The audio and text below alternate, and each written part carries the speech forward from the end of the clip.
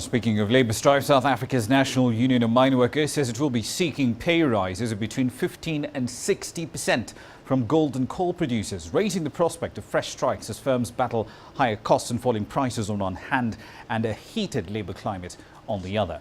The Reuters news agency reports that NUM is seeking an entry-level minimum monthly wage of 7,000 rand. That's about 750 dollars for gold and coal surface workers and $850 for those working underground in a submission to the country's Chamber of Mines.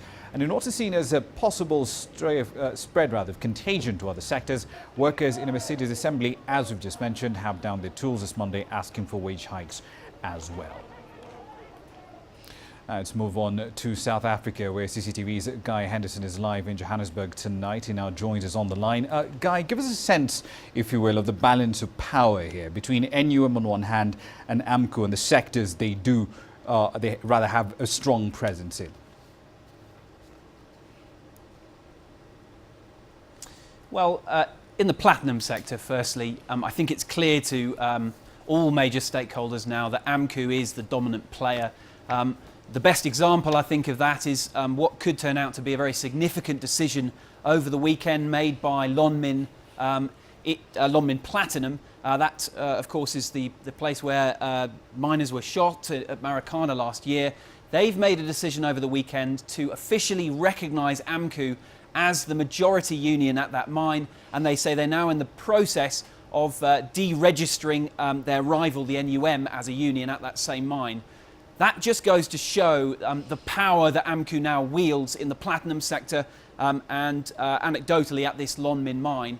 Lonmin must know that if it was to stand strong and allow the NUM to continue to operate, that AMCU would now have the power to bring its operations to a standstill, and that's something it can't afford, despite the fact that smaller unions are, in theory, allowed to operate and do so. But the AMCU wanted the NUM out, so because of the power of AMCU now in the platinum sector, its dominance, they have now had to remove themselves.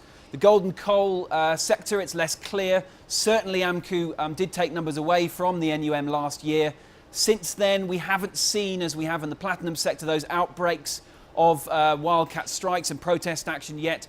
So it's not quite clear, but I think it is a little more balanced in the gold and coal sector between the NUM and AMCU. Indeed, we are seeing, of course, quite a few wage demands coming through as well. NUM, for example, looking at wage hikes between 15 and 60%. Solidarity seeking a 10% wage hike as well. Has there been any response from mining companies?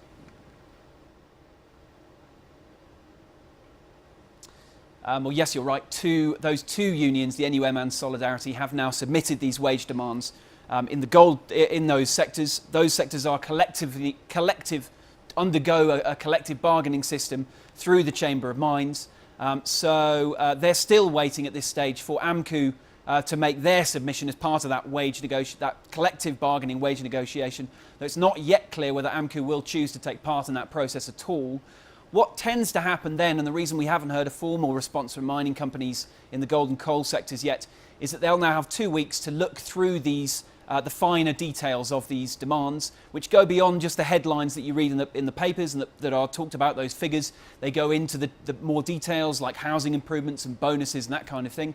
Then they'll come back, they'll meet in about 3 weeks' time with unions again. They'll then have a 2-week plenary session with them where they're allowed to ask questions to the unions about the details of those demands and seek clarifications. Only then will they formulate an official response. We'll then go into negotiations. Now, in a normal year, you normally expect this collective bargaining to come towards a close sometime in August.